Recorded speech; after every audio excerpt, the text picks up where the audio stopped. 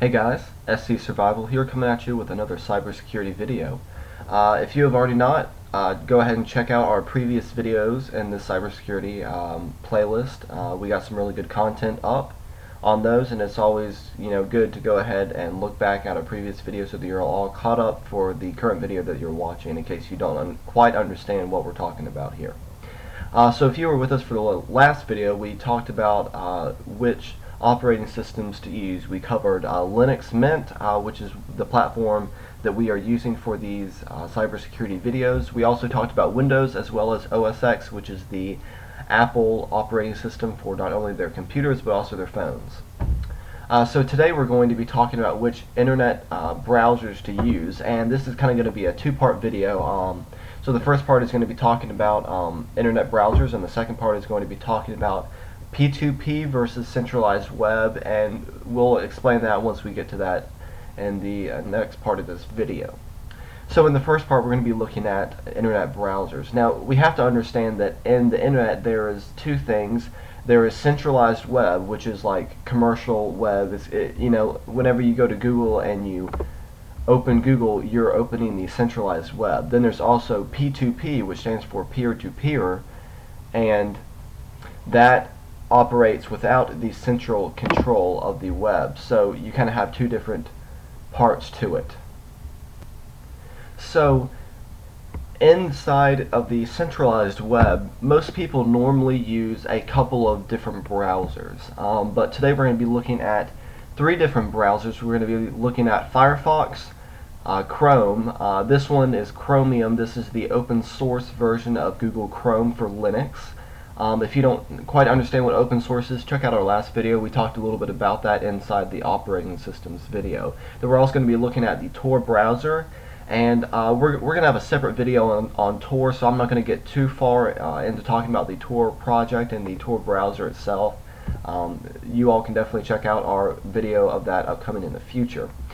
So these two right here are basically two good browsers to use for the centralized web, and Tor is a browser that you would use for P2P or peer-to-peer connections, while you also can use Tor for the centralized web if you'd like to. So we're just going to be going over these two right here first, Firefox and Chrome.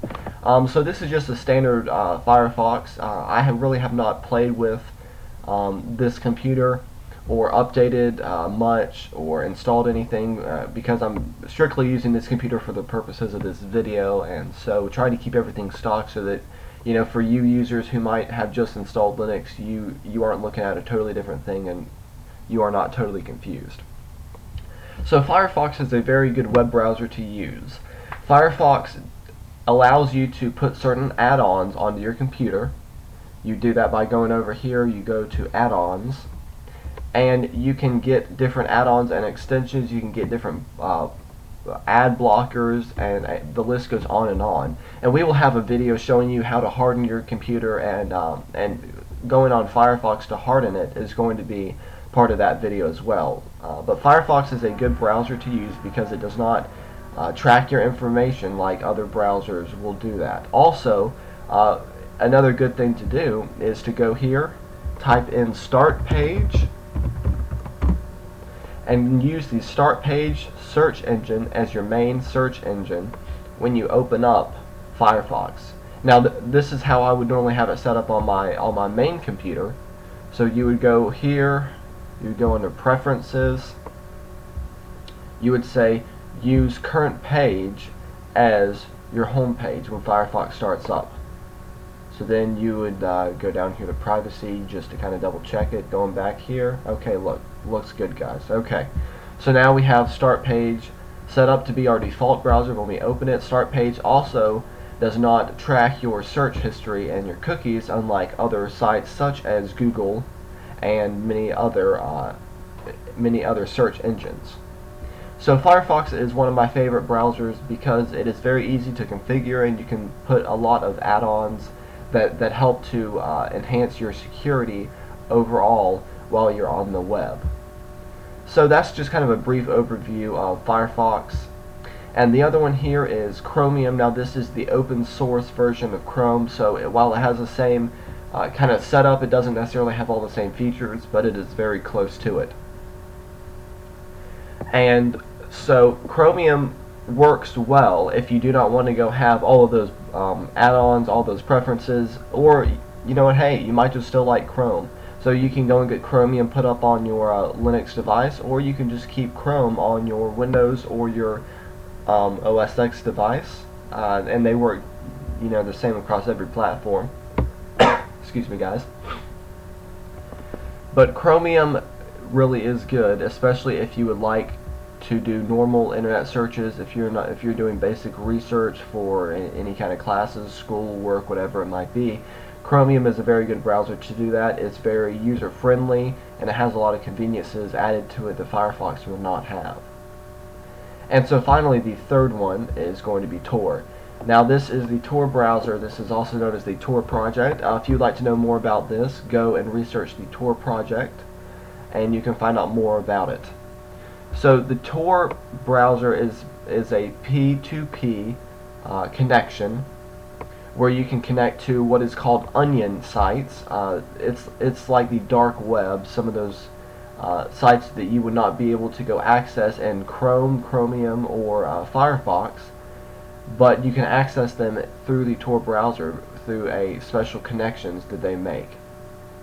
So Tor is a good thing to use if you would like to browse the web anonymously.